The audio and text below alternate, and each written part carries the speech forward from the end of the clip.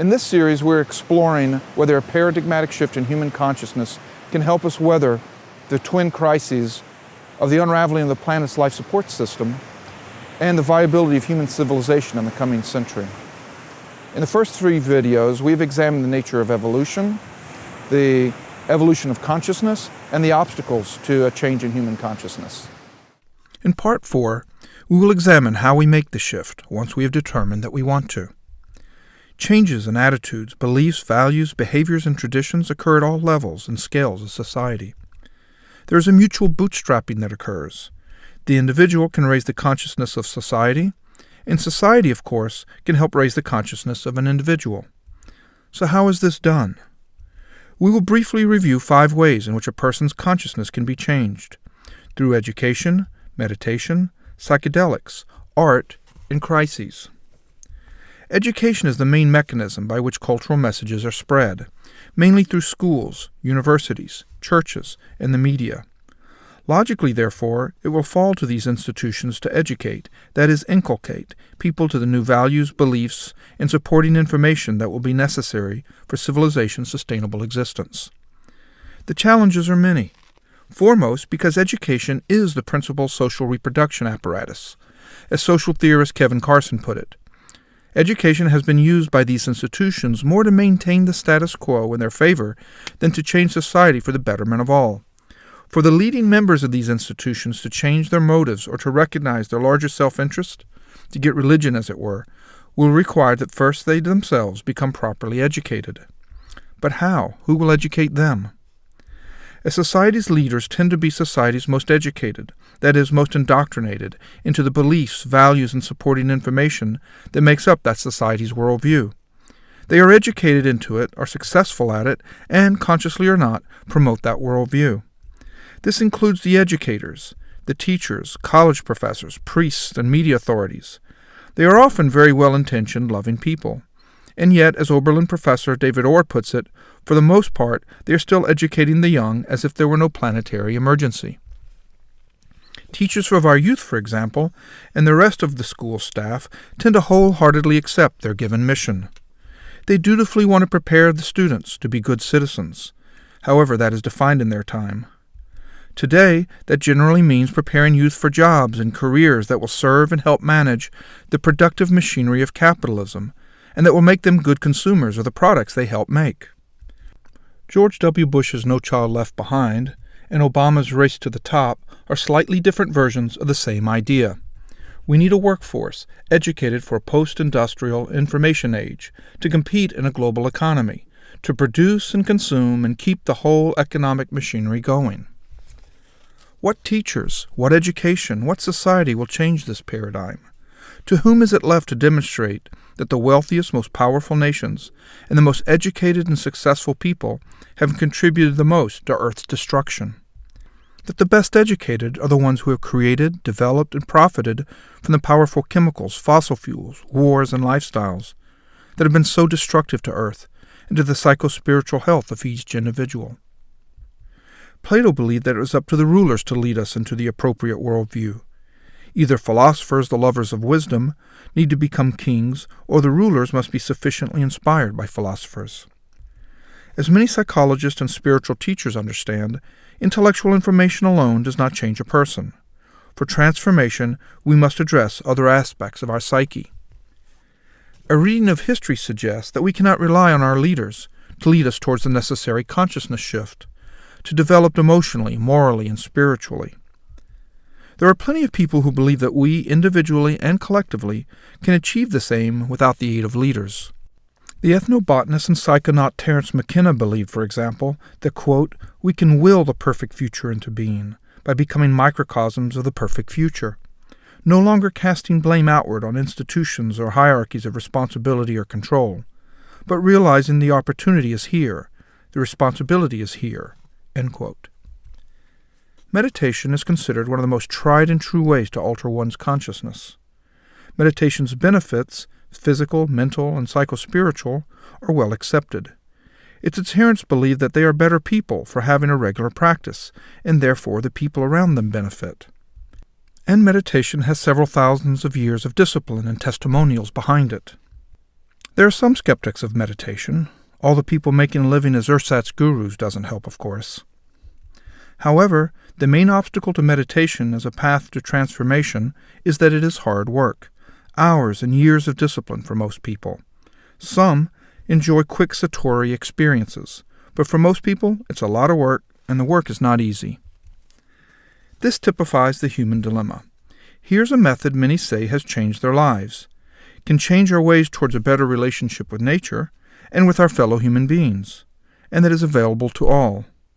And yet half of us don't know it's there, and the other half won't put in the work.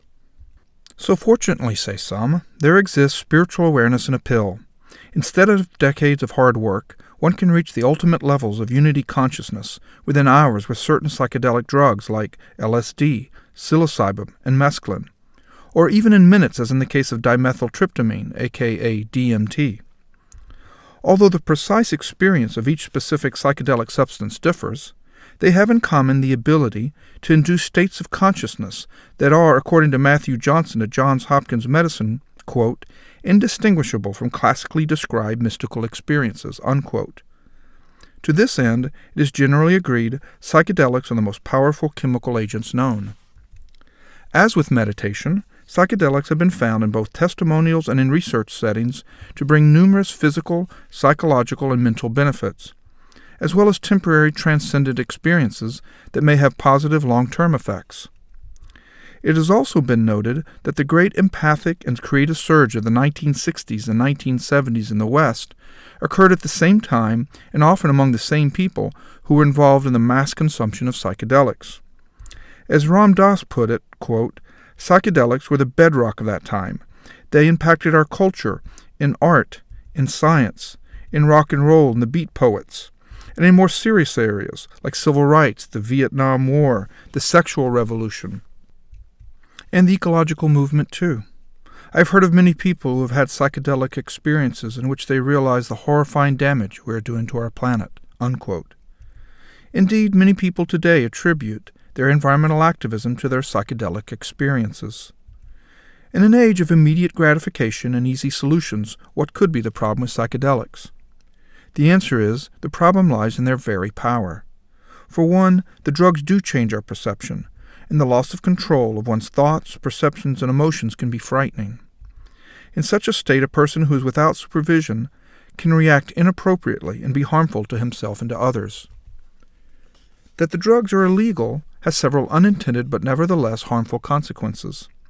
One, the background fear of being caught, and the separation from family and other loved ones who disapprove may heighten the already unsettling psychedelic experience.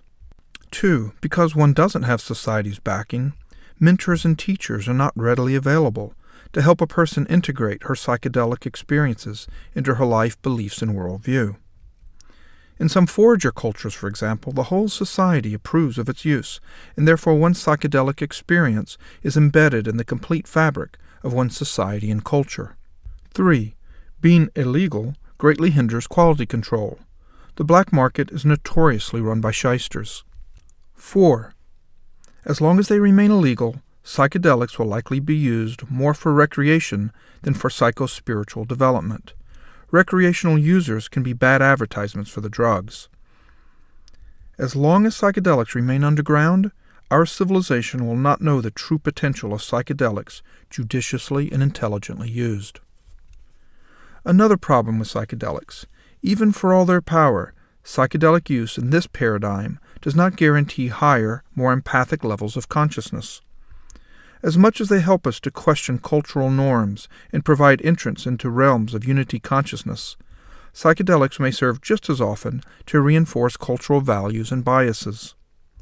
For our purposes, there is little evidence to suggest that serious psychedelic users live lifestyles that are more ecological or harmonious than the general population. Psychedelics, then, as with the practice of meditation, do not by themselves guarantee a society with a more evolved empathic consciousness. They may, however, be a powerful tool in the hands of a sensible society. To that end, pioneering clinical research at several universities, including Johns Hopkins, NYU, UCLA, and Harvard, and organizations such as the Multidisciplinary Association for Psychedelic Studies, MAPS, are trying to make that a reality.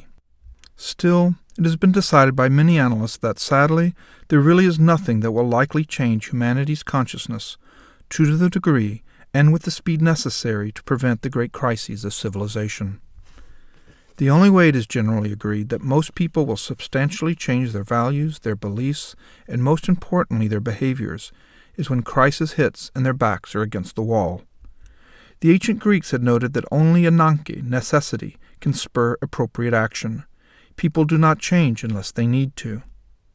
For instance, even the obviously intrepid immigrants who move into New York City will settle into a neighborhood of their ethnicity and then resist learning new customs and language unless they need a job outside, their clan moves out, another group moves in, their children become acculturated, that is, unless they have to. The good news is, our species is incredibly adaptable, and when we have to, humans can change radically and quickly. There's plenty of precedent, both in people's personal lives and historically. A historical precedent that is particularly instructive for our purposes, that is, for the changes that many societies will have to undertake in the coming century, occurred in Cuba in the 5 or so years immediately after the dissolution of the Warsaw Pact countries and the fall of the Soviet Union beginning in 1989. Until 1989, the Soviet Union and its Eastern Bloc satellite countries had subsidized Cuba's existence.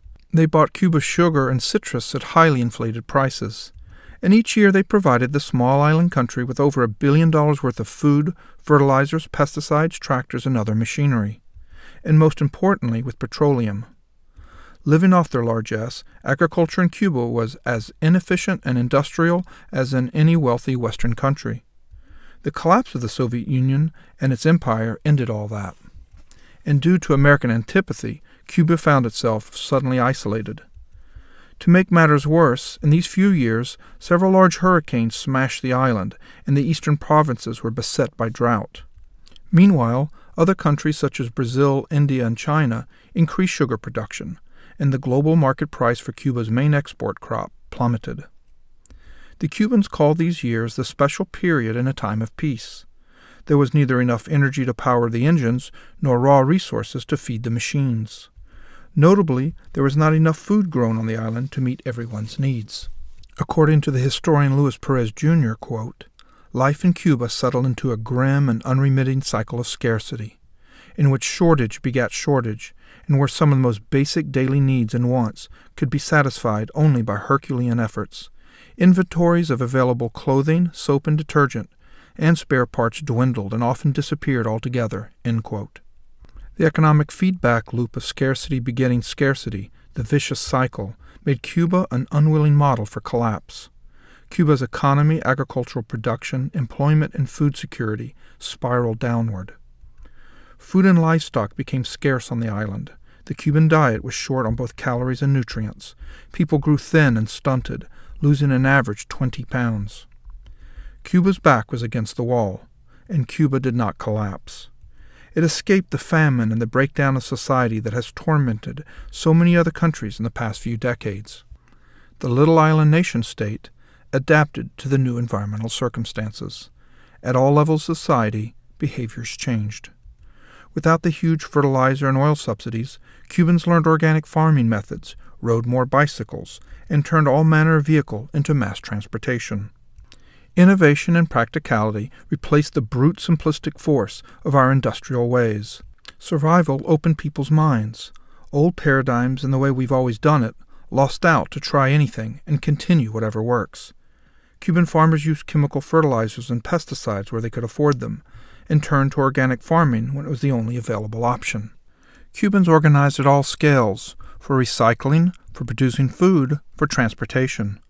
All sorts of new and novel arrangements developed, from private markets to governmental organizations to a vigorous black market. In the towns and cities, an urban gardening movement was quickly born. Gardens became larger, claiming empty lots and abandoned land. In less than a decade, Cuba had returned from the abyss. The food crisis ended, and the country began slowly recovering. The Cuban economy started growing again, as did imports and exports. As peak oil, global warming, and famine lurk in the shadows of our future, and with so few other examples available, Cuba can serve as our case study. not because it is an ideal society, but rather because, like all societies and like our planetary civilization itself, it is not ideal. Before its crisis, the socialist country was not all that different in its profligacy than any other country. And like much of the world, its history of colonization, massive deforestation, soil erosion, and loss of biodiversity was 400 years in the making. Cuba changed not because its forward-thinking leaders in a time of peace and prosperity saw the dark clouds at the horizon, but rather because it had to either change or face famine and collapse. Their backs were against the wall, and because of its quasi-isolation, Cuba was forced into a more self-sufficient system. The Earth, as an island of life in an otherwise lifeless solar system, will soon be dealing with these very same problems on the largest possible scale.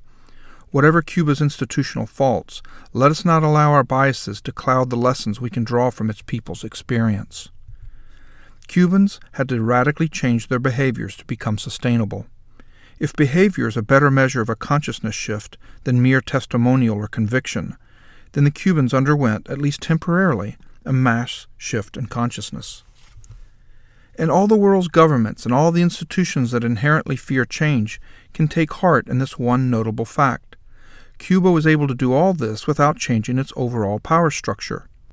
This suggests that, should the world's oligarchs and elites allow resources to flow downward during crises, they can probably keep their positions of power.